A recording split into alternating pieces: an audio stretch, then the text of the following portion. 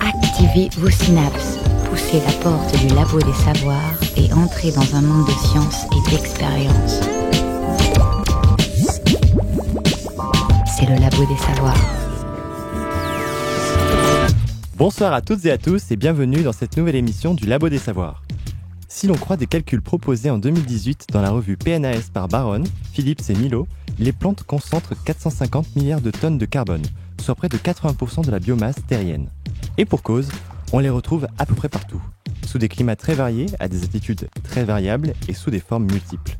Une question nous vient alors. Comment ces êtres, en apparence, la plupart du temps enracinés, ont-elles pu peupler l'ensemble de la Terre pour être encore aujourd'hui plus visibles depuis l'espace que les êtres humains ? Pour nous autres sapiens, les plantes passent leur vie à tenter de s'élancer à la verticale, vers le soleil, à se rapprocher des étoiles, quitte à prendre la forme de buildings immenses. Mais leurs plus grands déplacements sont bien évidemment horizontaux. Alors, grâce à quel stratagème les plantes ont-elles pu se disséminer sur toute la surface du globe ? Comment font-elles pour ne pas rester plantées là où elles ont germé ? Et qui sont leurs alliés dans leur grande stratégie de conquête de la planète ? Qu'elles bougent pour capter leur nourriture ou qu'elles mettent en mouvement leurs graines pour faciliter leur dissémination, les plantes bougent. Pour polliniser vos esprits avisés, vous pourrez compter sur Célie Dubost, Floriane Brémond et Valentin Brochet et Sophie Potvin. Bonjour. Bonjour. Bonjour. Pour animer cette émission ce soir, Maxime Labatte et Jérémy Frexas, à la réalisation Agathe Petit. Avant de se lancer dans le cœur du sujet, prenons le temps de s'arrêter sur ces mots. Plantes. D'autant plus flou qu'il nous paraît évident. Attends Jérémy, c'est évident. Je veux dire, les plantes, c'est les trucs verts. Tu veux dire comme les grenouilles ? Non, les trucs verts qui bougent pas. Donc si je suis ton raisonnement, les blés jaunes qui dansent dans le vent, c'est pas des plantes. Mais ce qui est important, c'est que ça pousse dans la terre. Et les algues alors ? Bon, ok, vas-y, pas si simple, vas-y, fais là ta définition. Alors, comment définissent les biologistes les plantes ? Eh bien Maxime, l'objectif, ce n'est pas de trouver un point commun, car les contre-exemples sont innombrables. L'idée, c'est de les replacer dans la grande histoire de l'évolution. C'est pour cela que les scientifiques qui s'intéressent au sujet n'utilisent plus vraiment le terme de végétal, car ce mot regroupe différents groupes perchés sur des branches plus ou moins éloignées dans l'arbre de la vie. Parmi eux, les algues rouges, les algues brunes. On peut au passage préciser que les champignons ou les microalgues, tels que les diatomées ou les cyanobactéries même, ne sont pas du tout apparentés aux plantes terrestres, qu'on se le dise. Celles dont nous voulons vous parler ce soir, ce sont les chlorobiontes.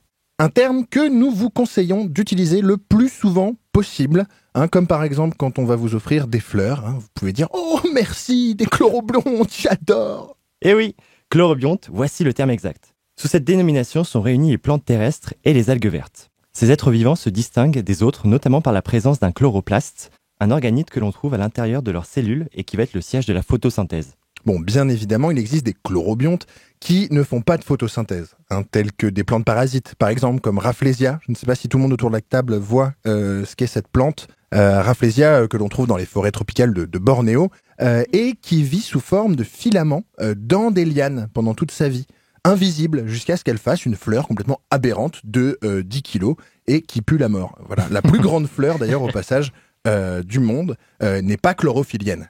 La photosynthèse est tout de même très répandue, malgré quelques exceptions, et c'est un mécanisme cellulaire extrêmement puissant qui permet de faire réagir le dioxyde de carbone, le fameux CO2, l'eau, H2O, pour donner des sucres et du dioxygène, O2. Alors, les plantes bougent moins que les animaux, mais elles fabriquent leur propre nourriture à partir de lumière, de minéraux, d'air et d'eau, donc de choses inorganiques.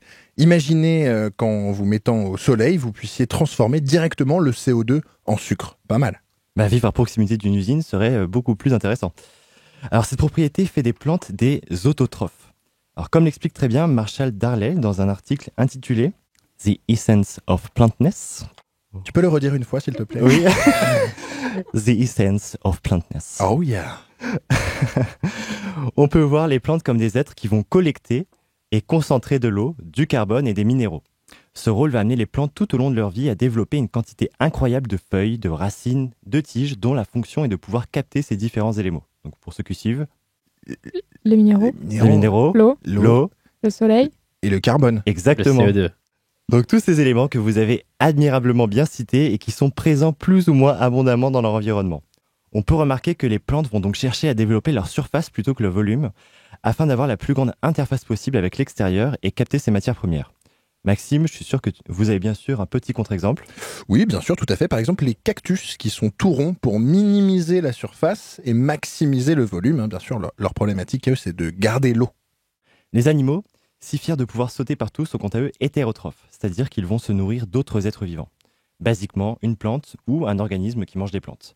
Là encore, il y a forcément un contre-exemple. Mais oui, par exemple, le long des cheminées hydrothermales dans les abysses, on y voit beaucoup d'animaux et pourtant il n'y a pas une seule plante. Le premier maillon de la chaîne alimentaire dans ces écosystèmes, ce sont des bactéries qui sont chimiosynthétiques. Voilà, pas photosynthétiques, mais chimiosynthétiques et autotrophes, donc comme les plantes, mais pas du tout avec de la photosynthèse. Mais il est vrai que les animaux, dans leur grande majorité, ont besoin d'être pleinement mobiles pour trouver des ressources et de la nourriture, comme par exemple nos chroniqueurs qui sont autour de la table. Est-ce que vous avez vous-même d'ailleurs mangé un être vivant autotrophe aujourd'hui, c'est-à-dire une plante? Alors oui, j'en ai mangé, oui. Quelle plante as-tu mangé, toi? J'ai dû manger des épinards, je pense. Des épinards? Du poireau et des oignons. Du poireau et des oignons. Team brocoli. Ici. Team brocoli. Ici. Vous avez quand même tous mangé aujourd'hui des êtres autotrophes, mais vous n'avez pas mangé de cailloux, par exemple? Non, parce que c'est pas comestible. Non. Et vous n'avez pas pris du CO2 pour fabriquer votre corps? Non plus. Non. Bon, faites des efforts, s'il vous plaît. Devenez autotrophes. Une fois leur repas terminé, les animaux, comme on les appelle, eh bien, ils prennent la direction de leur prochain repas. C'est ce que va faire d'ailleurs, après cette émission, nos chroniqueurs. Et ils vont métaboliser à l'intérieur d'eux-mêmes ce repas. Et alors, je ne peux pas ne pas vous le dire, ils vont le restituer à l'environnement sous forme de matière qu'ils vont disperser un peu partout. Et en faisant ceci, ils brassent et ils diffusent la matière organique qui a été concentrée dans les plantes et ils la redispersent dans l'environnement.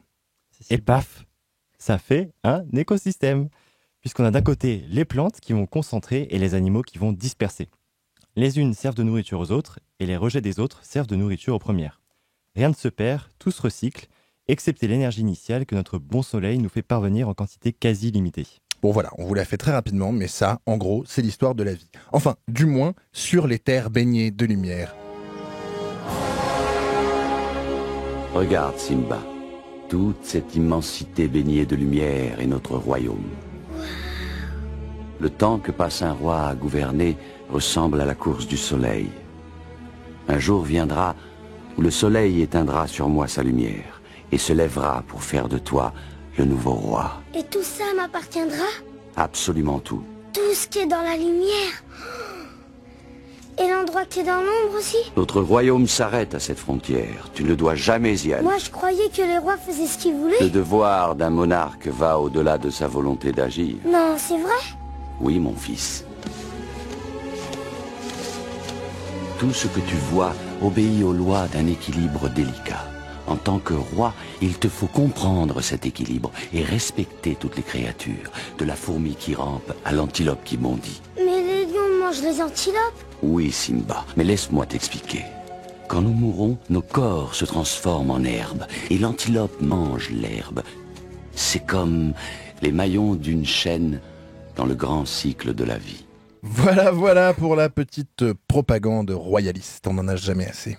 Alors nous nous rappellerons surtout qu'il ne faut jamais aller dans les territoires où il n'y a pas de soleil, puisque pas de soleil, pas de plantes. Valentin Brochet, vous allez nous éclairer sur la place centrale du soleil dans la vie et la croissance des plantes en nous parlant du phototropisme. Et oui, Jérémy, car comme vous l'avez bien expliqué, ce qui nous différencie des chlorobiontes que vous offrez pour la Saint-Valentin est notre incapacité à produire nous-mêmes notre matière organique. Nous devons donc constamment bouger en quête de quelque chose à nous mettre sous la dent. À côté de ça, les plantes réalisent de la photosynthèse. Elles ne dépendent pas d'autres formes de vie pour survivre, mais sont très dépendantes de leur milieu pour se développer. Cependant, dire que les végétaux ne bougent pas pour chercher leur source d'énergie est faux, et n'importe qui ayant tenté de faire pousser des tomates me le confirmera, les plantes ont littéralement tendance à se tourner vers le soleil. Étrange pour des organismes réputés inertes.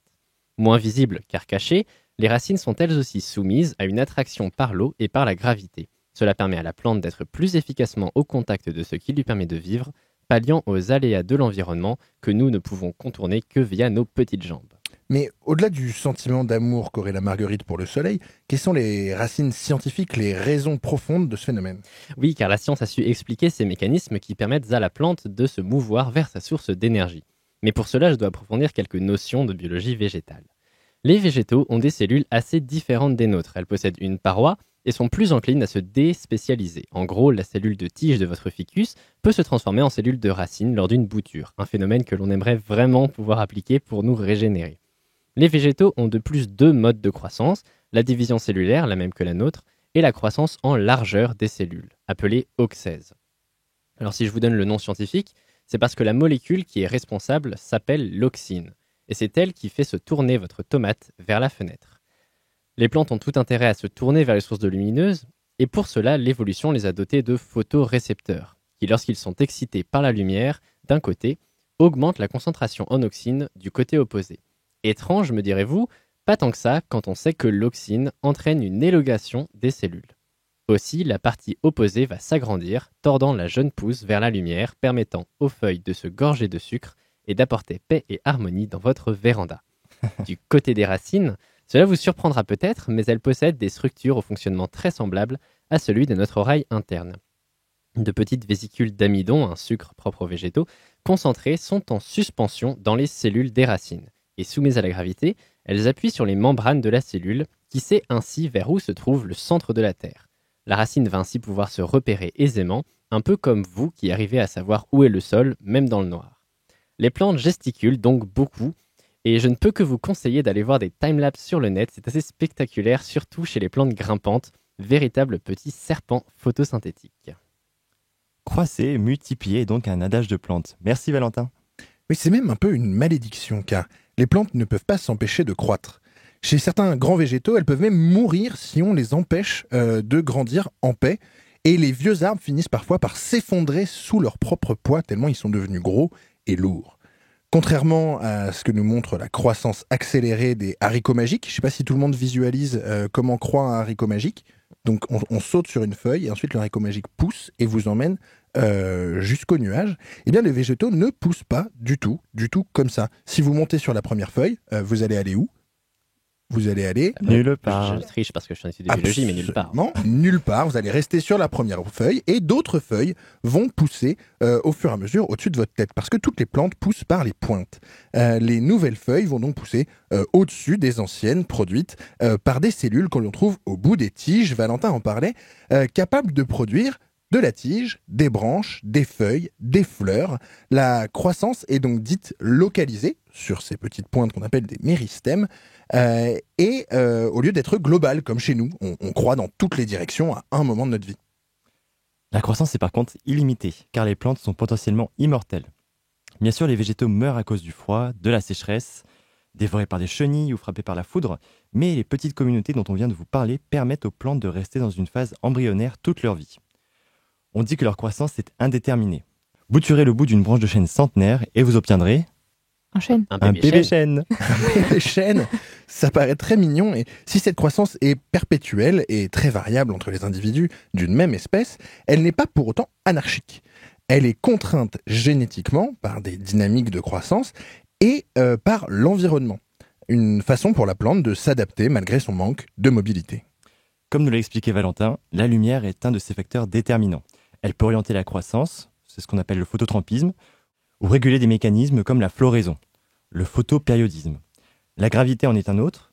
Les plantes vont s'organiser de façon plus ou moins sensible selon l'accélération de la pesanteur, ce qu'on appelle le géotropisme, ce qui va influencer notamment la pousse des racines qui, elles, ne voient pas le jour. Francis Allais nous indique dans son livre « Éloge des plantes », je ne sais pas si vous avez lu, mais je vous le conseille, que ces deux aspects, croissance localisée et indéterminée, sont à l'origine de nombreuses propriétés des plantes. Une grande plasticité corporelle, la possibilité de se régénérer suite à l'attaque d'un prédateur et la possibilité de cohabiter avec des êtres concurrents qui dépendent des mêmes sources d'énergie. Pas mal. Certaines plantes font toutefois de la résistance et ont développé des mécanismes qui rendent cette vie fixée compatible avec le mouvement. Écoutez la recherche et ses chercheurs au Labo des Savoirs. Convoque tous les ouvriers que tu pourras trouver. Fais creuser les fondations là-bas. Là, à côté du palmier, on va faire une grande allée avec plein de statues, qu'on appellera la grande allée avec plein de statues. Et là-bas, les jardins, avec des oliviers, des orangeades, des seuls pleureurs, des seuls meunières. Ouais. Et là-bas, le palais. Luxuriant, magnifique, chamarré, avec une grande cour où il y aura plein de danseuses qui pourront danser. Et juste là, un petit géranium. En cette première partie, nous avons vu que les plantes n'étaient pas qu'ornementales. Elles tiennent un rôle clé dans le maintien de nos écosystèmes. Il est temps de rentrer maintenant dans l'intimité d'une cellule d'une plante. Petit tour de table, que faut-il pour faire une cellule de plante ? Une paroi. Une paroi, De l'ADN. de l'ADN, Pour chaque cellule, il faut une vacuole aussi. une vacuole. Il y a quoi dans la vacuole? Dans la vacuole, il y a de l'eau que la cellule va utiliser pour se gonfler et pour faire ce qu'on appelle la turgescence, qui permet d'appuyer sur les parois. Ça a l'air sympa. Il faut un noyau autour de l'ADN aussi. Ça doit être utile. J'imagine. Comme pour chaque cellule eucaryote. Qui ont un noyau. Je crois qu'on a les ingrédients clés là. Alors moi, ce que je voulais vous faire dire, c'est notamment une paroi en cellulose qui va permettre à la cellule d'avoir une certaine rigidité tout en étant perméable à l'eau. Et la fameuse vacuole. Valentin nous expliquait le fonctionnement. Donc c'est une panche qui va se remplir d'eau et qui va permettre à la cellule de grossir, ce qu'on appelle la turgescence, ou à l'inverse de se contracter lorsque la poche se vide. Pour une plante bien hydratée, la pression exercée par la vacuole sur la paroi de la cellule sera de l'ordre de 4 à 8 bars. Alors pour rappel, la pression atmosphérique, c'est 1 bar. Et quand la pression interne des cellules baisse, si la plante manque d'eau par exemple, eh bien on verra ces petites feuilles s'affaisser. Je suis sûr que vous avez déjà vu des plantes comme ça chez vous. On dit d'ailleurs en termes techniques qu'une plante fait la gueule. Alors je crois qu'il faudrait que tu nous trouves une source pour ce terme technique. J'en ai plein. Donc la variation de pression va dépendre de l'humidité et de l'environnement de la plante. Par osmose ou par évaporation, elle va échanger de l'eau avec l'extérieur par ses parois cellulaires. On va alors distinguer les déformations réversibles ou irréversibles de ces cellules qui vont correspondre à différents mouvements observables à l'échelle de la plante. Et je crois qu'à ce sujet, Valentin avait une anecdote à nous partager. Oui, parce que je vais parler d'une petite plante qui a poussé très loin cette idée, qui est la très connue Salegenilla lepidophyta, qui vit dans le sud américain. Alors vous la connaissez tous, c'est la fameuse boule de paille qui roule des films de western. Vous savez, des fois il y a une petite boule qui tourne comme ça. Voilà, exactement. Donc c'est cette plante-là qui lorsqu'il y a un dessèchement, va complètement se rétracter sur elle-même et faire cette fameuse boule. Donc à la fois elle va bouger par décontraction de ses cellules et en même temps elle va bouger parce qu'elle va se désolidariser du sol, ce qui va lui permettre de rouler sur plusieurs kilomètres parfois pour aller retrouver une petite mare pleine d'eau.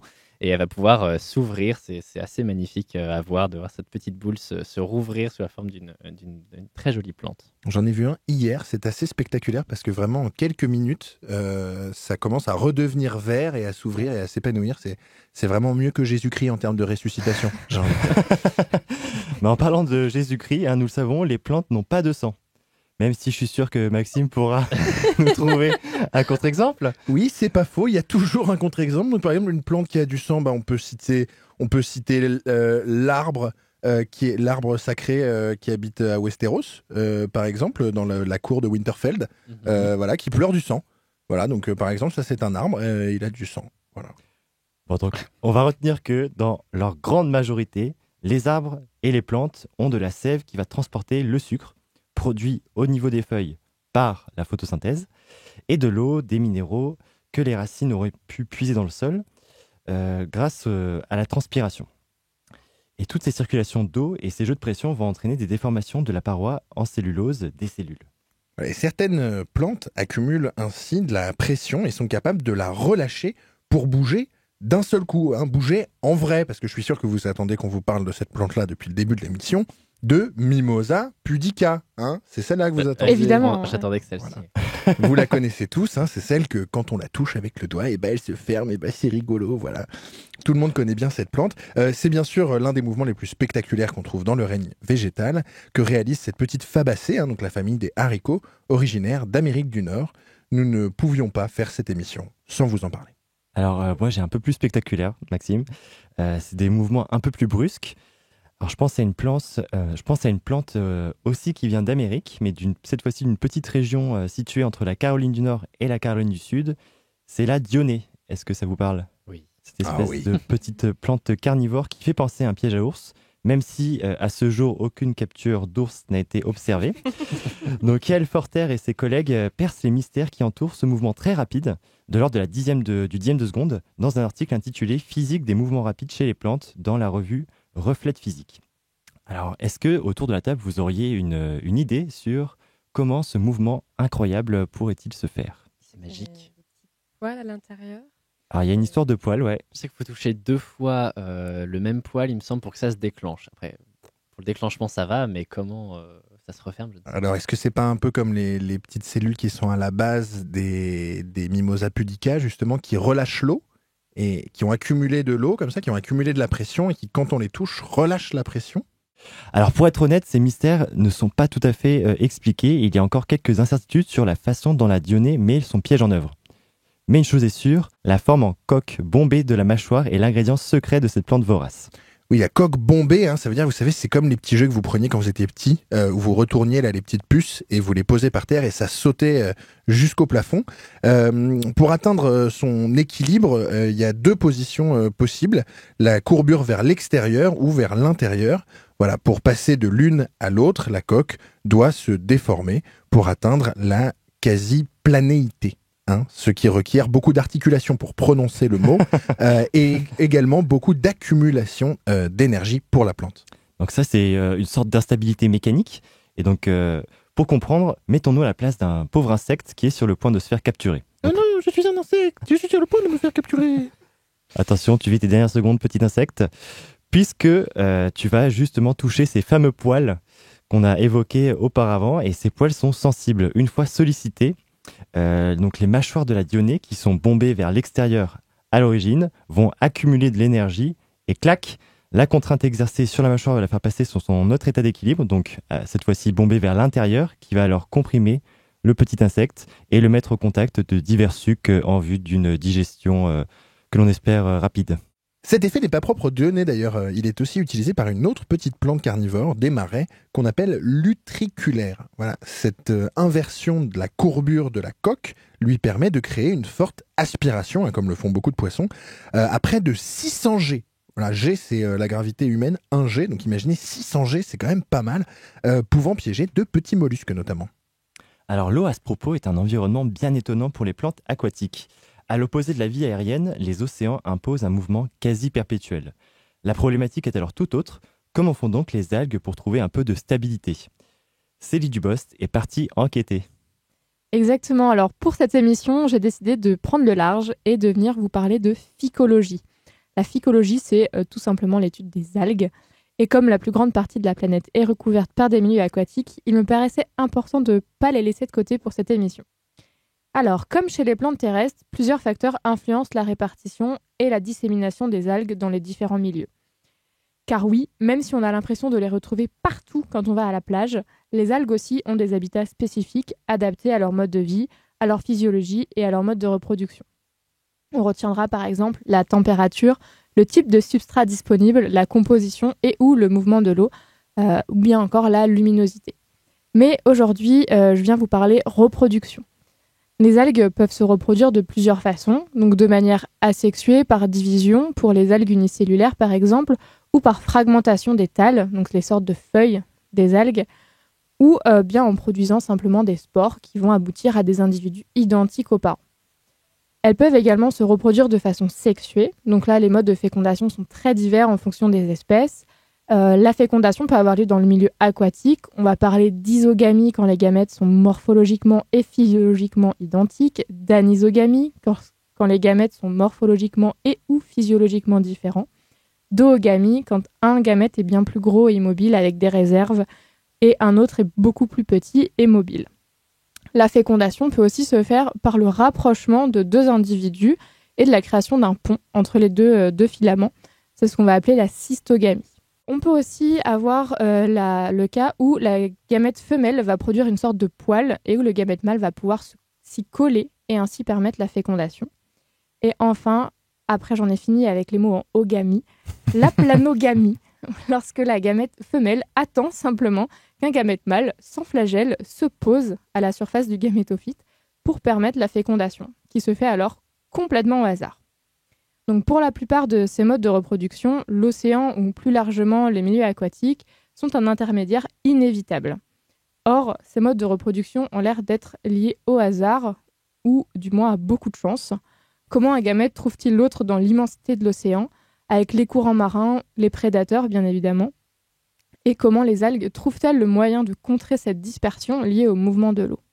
Alors, pour parer à ce phénomène de mouvement de gamètes aléatoires, les algues, dont certaines sont fixes, rappelons-nous, ont mis au point plusieurs techniques. Donc, par exemple, l'émission de gamètes par des individus peut être synchrone, donc elle se passait exactement en même temps. Et donc, les gamètes sont produits en très très très grande quantité, exactement en même temps, ce qui va augmenter statistiquement les chances de rencontre dans l'océan. Chez certaines autres espèces, les gamètes femelles vont libérer une substance chimique qui va attirer les gamètes mâles de la même espèce et permettre ainsi un meilleur taux de fécondation dans l'océan. Ce déplacement orienté d'un organisme vivant lié à un stimulus extérieur de nature chimique, c'est le chimiotactisme qui existe également donc, chez les algues. Bref, vous l'aurez compris, les algues ont mis en place des stratégies pour contrer le mouvement des flots et pouvoir se reproduire et venir nous chatouiller les pieds lors de nos baignades estivales. Ah, la reproduction, toute une histoire. Vous cherchez la science ? Ne quittez pas, ne quittez pas, ne quittez pas.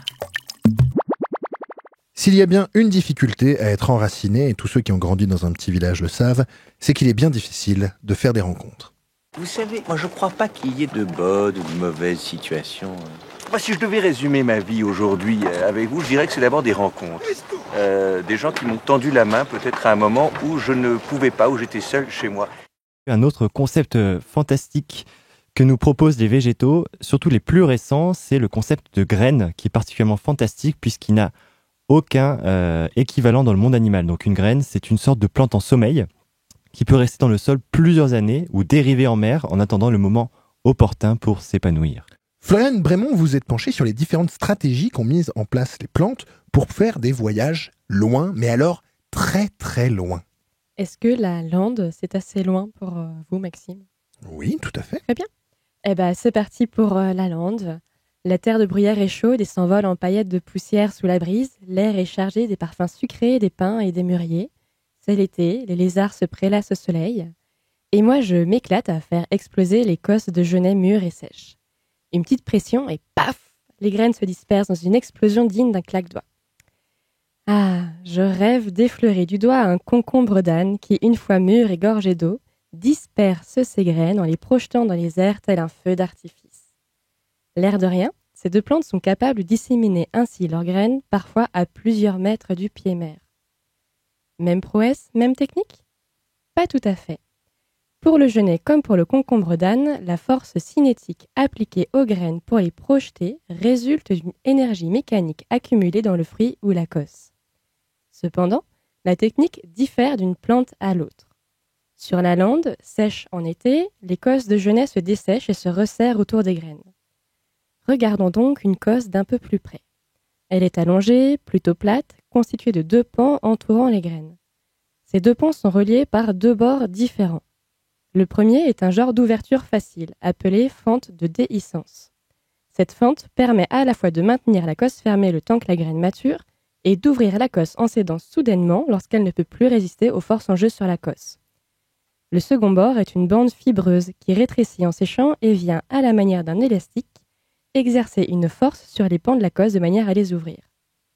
Ces deux bords exercent donc une force contraire, l'un agissant pour le maintien de la fermeture de la cosse, l'autre pour son ouverture. Cependant, la seconde se renforce au fur et à mesure que l'ensemble se dessèche. Le mécanisme se tend de plus en plus comme un élastique ou une tapette à souris. La force d'ouverture finit par dépasser celle de fermeture, le système cède brusquement et permet la projection des graines. Ces petites graines dispersées avec énergie sont rondes, ce qui leur permet ensuite de poursuivre leur éloignement en roulant comme des billes. Pour le concombre d'âne, qui pousse dans des milieux moins secs, la stratégie utilisée est plus celle d'un ballon de baudruche.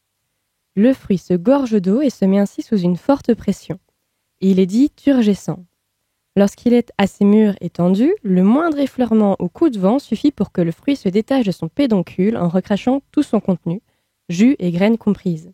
Bon, à ce stade, je vous ferai bien quelques blagues sur cette plante, mais dans un souci de bonne conduite scientifique, je me contenterai sobrement de vous dire que cette plante a fait l'objet de nombreuses appellations, telles celles du cornichon cracheur ou du concombre gicleur. J'ajouterai que cette plante assure également des performances plutôt impressionnantes. La pression à l'intérieur d'un fruit peut atteindre 6 bars à titre indicatif, c'est plus qu'un pneu de vélo ou de voiture.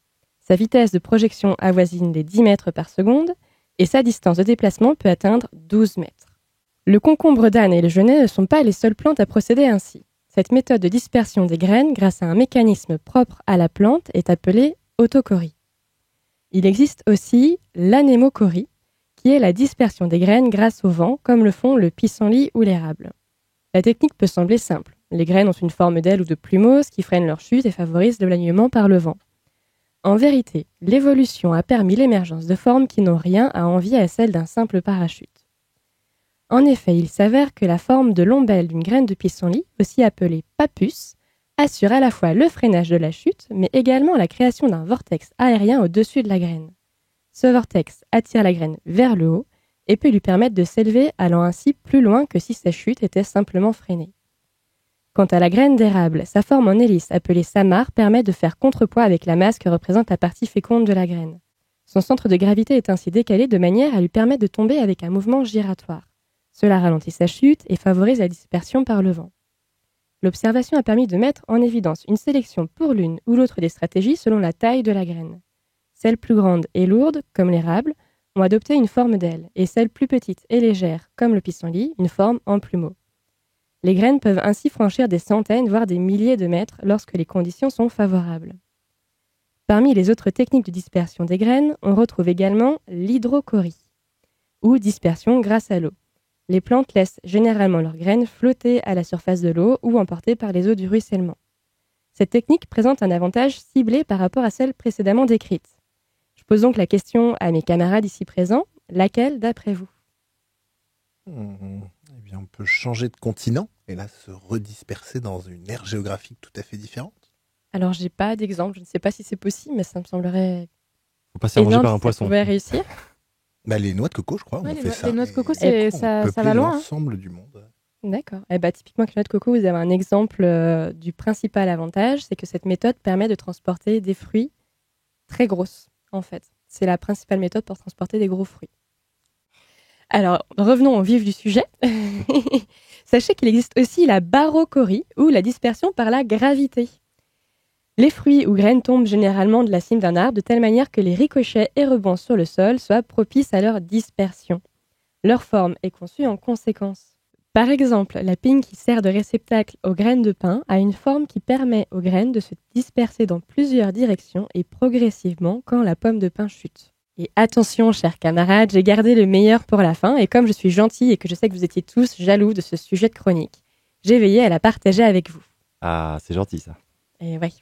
En vérité, c'est surtout l'occasion d'écrire moins et de vous laisser faire le travail à ma place. Mais ça, nos auditeurs n'ont pas besoin de le savoir. Célie, Jérémy et Maxime, je vous invite donc à un petit quiz.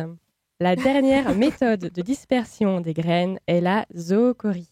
À quoi cela pourrait-il correspondre d'après vous ? Moi je sais. Moi, j'ai pas le droit de répondre. Avec les animaux. En effet, c'est la dispersion par les animaux. Et en fait, dans cette dernière méthode, on en regroupe 4. Dans la famille donc de la zoochorie, je vous présente la lépizoochorie, la myrmécochorie, la dyszoochorie et ma préférée, l'endozoochorie. À votre avis, que désignent ces différents termes ? Donc, je vais vous les répéter un par un. Alors, les deux premiers, c'est bon. Ok, alors l'épizoochorie. J'imagine c'est la peau, la surface. La peau, non les poils, les graines qui s'accrochent. Le velcro, c'est ça le truc qui C'est la s'accroche. dispersion par les poils, effectivement, avec les velcro notamment. La myrmécochorie. Par Les les fourmis. ouais. Les fourmis. Alors. Le myrméco, c'est les fourmis. C'est-à-dire qu'elles prennent des graines, elles les cachent, et puis elles les cachent tellement bien qu'elles les oublient, et du coup ça plante les arbres. Alors là, vous mélangez plusieurs choses, Maxime. En fait, la myrmécochorie, effectivement, vient des fourmis, mais s'applique plutôt à tous les animaux. Il s'agit en fait des fruits qui vont être mangés par les animaux, mais pas la graine. Typiquement, par exemple, les noyaux d'abricot. Ils vont être nettoyés par les fourmis, déplacés, mais pas mangés. Ou par d'autres animaux, par exemple les lapins. Je sais que chez moi, les lapins mangent les abricots. La troisième technique, c'est la dyszoochorie. De quoi peut-il s'agir? La dysocorie, est-ce que c'est quand la graine est mangée par un dyslexique Ça s'écrit avec un DY ou DI? Alors, c'est effectivement un DY.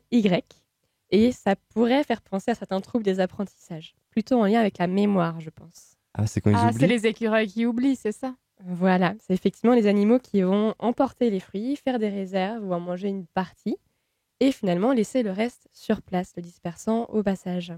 Et enfin, le dernier, mon préféré, que Dounia pourrait beaucoup apprécier aussi, on l'attend. L'endozocorie.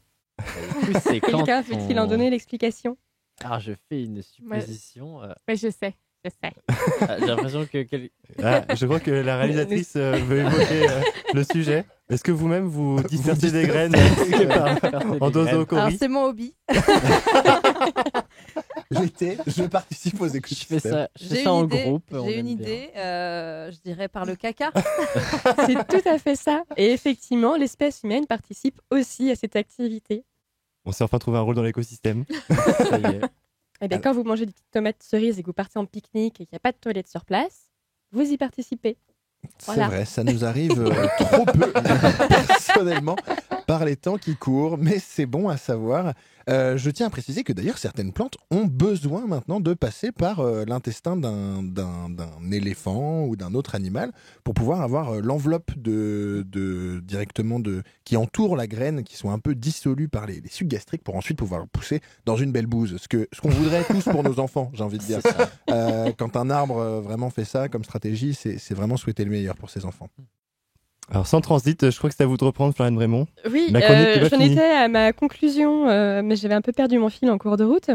Donc, comme il a été dit tout au long de cette chronique, la forme des graines varie d'un chlorobionte à un autre. La stratégie de dissémination des graines sélectionnée par l'évolution correspond aux possibilités ou aux contraintes du milieu et à la forme parfois aidante ou limitante des graines. Surtout, bien qu'elles vous aient été présentées chacune séparément, il est fréquent que ces différentes méthodes se couplent. Par exemple, les graines d'aulne sont équipées d'un flotteur, mais sont le plus souvent relâchées dans des étangs sans courant. C'est alors le vent qui vient pousser la graine vers la berge. Il y a à la fois hydrocorie et anémocorie. Les stratégies sont nombreuses, se combinent et s'alternent de manière à favoriser la reproduction. Merci beaucoup, Floriane Brémond. Alors, parmi ces stratégies, on retrouve des mouvements qui sont liés à des déformations irréversibles des cellules, comme le concombre d'âne que vous avez cité. Alors, ces mouvements sont étudiés par les scientifiques car ils ont la particularité d'être possibles sans l'activation d'une chaîne musculaire. Cela pourrait contribuer au développement de systèmes bio-inspirés comme des capteurs ou des petits robots qui seraient beaucoup plus économes en énergie. Alors l'équipe trépine de pouvoir poursuivre un petit peu ce quiz sur les fruits. Alors nouvelle question, attention, le quiz des fruits. Quel est le point commun entre la pêche, la poire, l'abricot, le coin, la pomme et la fraise? Je vous le redis directement, la pêche, la poire, l'abricot, le coin, la pomme et la fraise. Ce sont des fruits, on peut les manger. Ce sont des fruits qu'on peut manger, tout à fait. Qu'on peut manger cuit. Qu'on peut manger cuit aussi, exactement. Tout seul et pas en grappe. Exactement. Et vous ne le trouverez jamais, donc je vous le dis, ils appartiennent tous à la même famille, qui est la famille des rosacées. Incroyable, c'est la famille des roses. Les pêches, les poires, les abricots, les coings, les pommes et les fraises. Et vous verrez que sur les petits fruits, quand vous voyez un fruit de rose, on voit que les sépales, là, les petits pétales verts qui sont à la base du fruit, sont très développés, comme chez les pommes, par exemple, comme chez, par exemple, les pêches, les poires, les abricots, les coings, et les fraises. Merci beaucoup. Au sujet des fraises, quelle est la particularité de leurs graines? Ce sont des akènes. Elles sont petites. Ils ont des petits poils irritants. Ah, c'est-à-dire je sais que c'est très allergène, non, allergisant. Allergisant. Et effectivement, il y a des gens qui ne peuvent pas manger les fraises et si on enlève tous les akènes, ils peuvent les manger. Alors, les poils sont irritants. Voilà. Ce n'est pas exactement ça qu'on attendait, mais c'est une information que nos auditeurs sont ravis d'avoir. Il faut savoir que les petites graines allergisantes sont collées sur un truc qui n'est pas un fruit du tout. C'est une tige turgescente. Vous voyez que c'est chelou d'avoir les graines à l'extérieur pour un fruit. Eh bien, de quelle manière est chelou la fraise? Eh bien, en faisant grossir sa tige, en la rendant sucrée et pleine d'eau. Mais ça n'est pas vraiment la chair d'un fruit. Et précisons qu'il y a en moyenne 200 graines par fruit. Donc de quoi faire pousser beaucoup de fraisiers par endocorie. Et bon courage pour tous les enlever si vous êtes allergique, effectivement. C'est clair. Quel est le fruit le plus cultivé du monde? De par le monde, quel est Entier. le fruit Le monde entier. dans le monde entier qui est le plus... Banane. La banane. Banane, exactement. 65 millions de tonnes de bananes par an. Ça en fait quand même un sacré paquet, étant donné que ça n'est produit que sous les tropiques et exporté dans le monde entier. Ça devrait donner la banane aux auditeurs. Et aux auditrices, parce Et aux qu'on pense jamais aux éditrices auditrices. aussi. Et je crois que c'est la dernière question de ce quiz free. Soyez concentrés. Au Japon, des agriculteurs, et aussi sûrement des agricultrices, produisent des pastèques carrées. Comment font ces personnes pour arriver à ce prodige? Ils les mettent dans des moules pendant que ça pousse. Non, ça fait des moules ou des pastèques en huîtres? forme de moule. C'est en forme de moule. Dans des bulots. C'est carré. Oui, c'est ça. Donc elles sont grandies dans des cubes, soit en plastique, soit en verre. Mais donc on les oblige à prendre cette forme. En fait, ça n'a pas grand-chose à voir avec leur mode de croissance naturelle. Il y avait un peu la même chose avec des cultures qui faisaient ça avec des crânes humains pendant que les bébés grandissaient aussi. Oui, tout à fait. Alors, ce qui est étrange, c'est que pour les pastèques, ça permet de les ranger beaucoup plus facilement dans les camions. Alors, est-ce que c'était la même chose qui a conduit Ah, peut-être pour les chapeaux. pour Ils pouvoir... rangeaient plus facilement leurs chapeaux. Exactement. Mettre des chapeaux carrés, c'était plus pratique. Donc, ça peut tout expliquer. Nous avons parlé jusqu'à présent des plantes, des algues, mais il est temps de faire un gros plan sur les arbres quand même. Je vous propose donc d'écouter un extrait de la voix de l'inénarrable Francis Allais. Nous ne pouvions pas passer cette émission sans entendre sa voix. Moi, j'ai une définition un peu bête. C'est celle que j'ai donnée dans le film Arbre. Tu rentres dedans en bagnole. Si la bagnole est cassée, c'est que c'est un arbre. C'est moins bête que ça n'en a l'air parce que ça fait référence à des questions de dimension, de mécanique, de dureté du matériau. Et donc, il me semble qu'il y a là l'essentiel de la définition. Alors, on peut évidemment donner à cette définition une allure plus formelle, mais ça changera rien. Je crois que c'est plus parlant comme ça. Quant à définir la forêt, ça c'est autre chose. Ça c'est réellement autre chose. Et là encore, quand on dit forêt, on a tous une image mentale qui se met en place. Mais je suis persuadé que si tu parles de forêt à quelqu'un qui habite au-delà du cercle polaire ou à un habitant des régions équatoriales, ils n'auront évidemment pas dans la tête la même forêt. Alors vous, autour de la table, est-ce que vous avez une vision de la forêt que vous souhaitez partager? Qu'est-ce que vous évoque ce mot? Ça m'évoque là où j'habite, un endroit où il y a plein d'arbres, donc où on peut faire rentrer plein de voitures qui vont toutes se casser dedans. Et non, effectivement. Vous habitez par où? Qu'on n'y aille pas. Une forêt, c'est un écosystème avec beaucoup d'autres espèces. Donc il n'y a pas que les arbres dans une forêt, il y a aussi les champignons dont on parle de plus en plus. Il y a tout ce qui est mort aussi qui compte dans la biodiversité, enfin pas dans la biodiversité mais dans l'écosystème. Ce qui donne un côté badass un petit peu à la forêt de se dire qu'il y a autant de morts dedans. C'est pas mal. Tout à fait. Moi ça m'évoque pas mal la forêt. Deux images qui me viennent, la forêt des Landes où t'as que des pins et puis des fougères en bas que tu décrivais un petit peu tout à l'heure, les quelques petites fleurs et tout ça.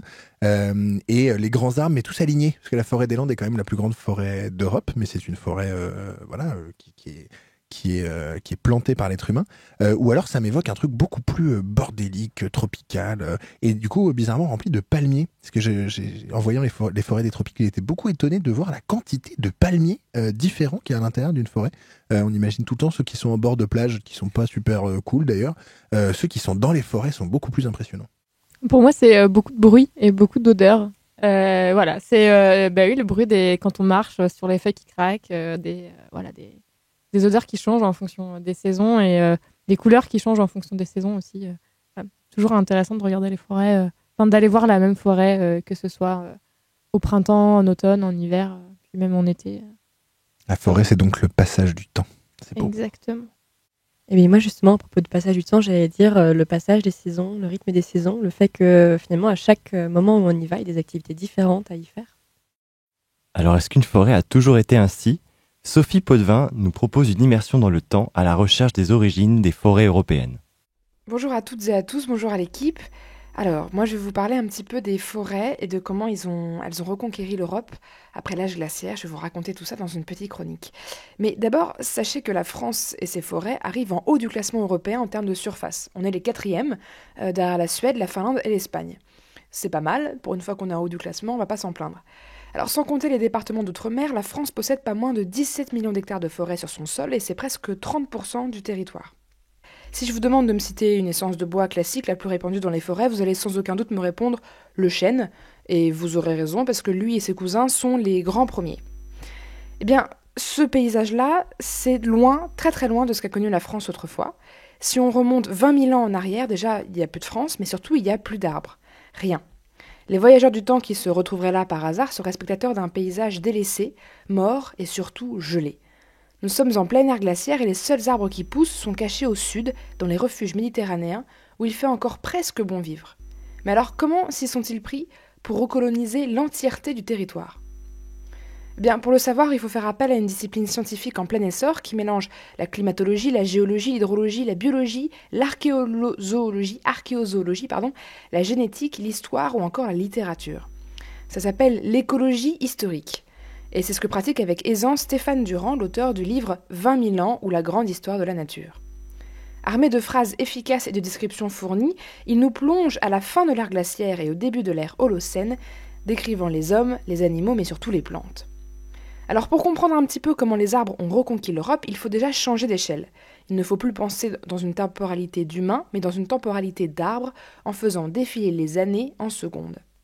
En accélérant ainsi l'écoulement du temps, nous pouvons voir le paysage changer sous nos yeux.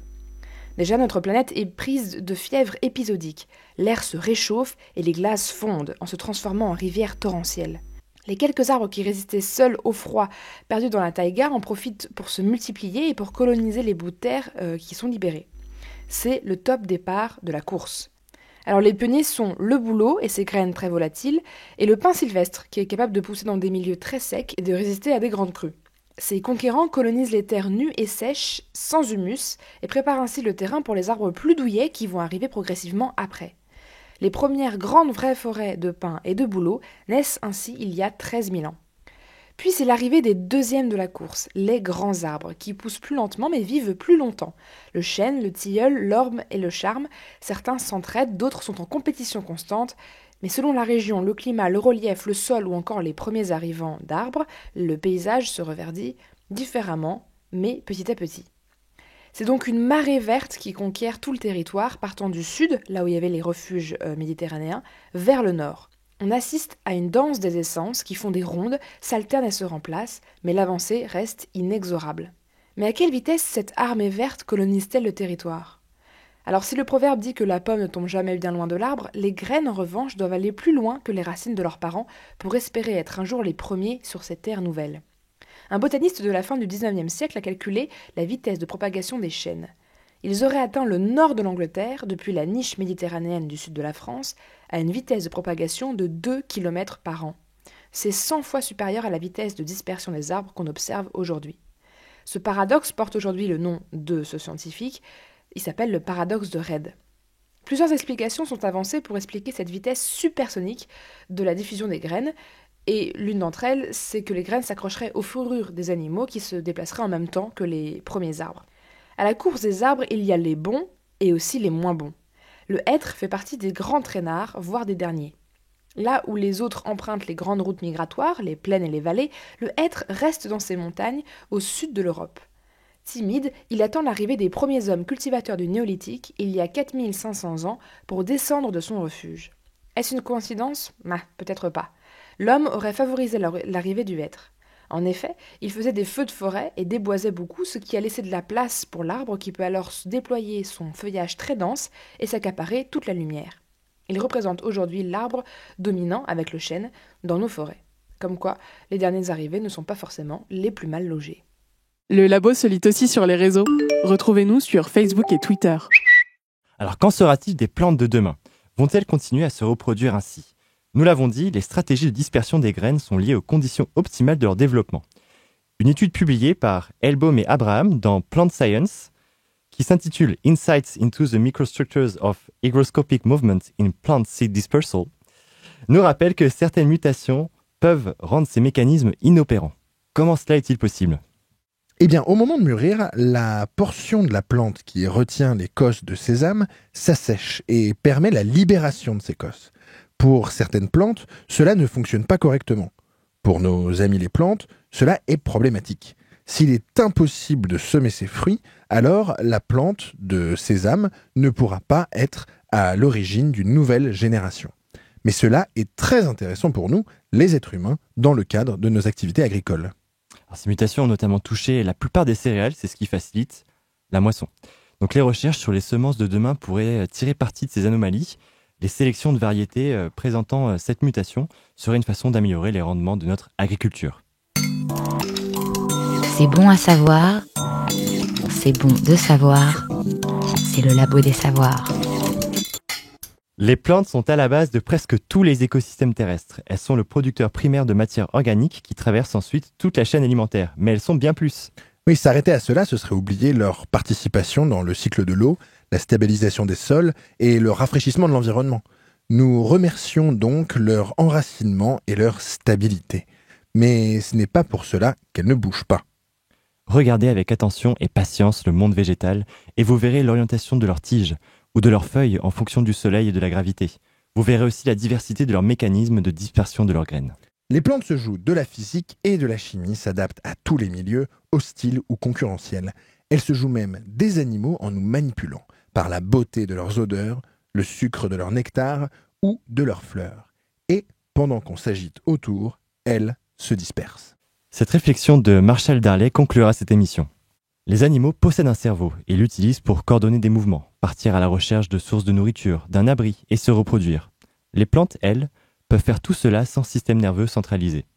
À quoi donc cela pourrait-il leur servir ? Alors venez sur les réseaux sociaux, partagez vos idées et nous retrouver sur le www.labodesavoirs.fr. Et on remercie encore Céline Dubost, Florian Brémond, Valentin Brochet, Sophie Podevin, Agathe Petit pour leur participation ce soir. On se retrouve la semaine prochaine au Labo des Savoirs.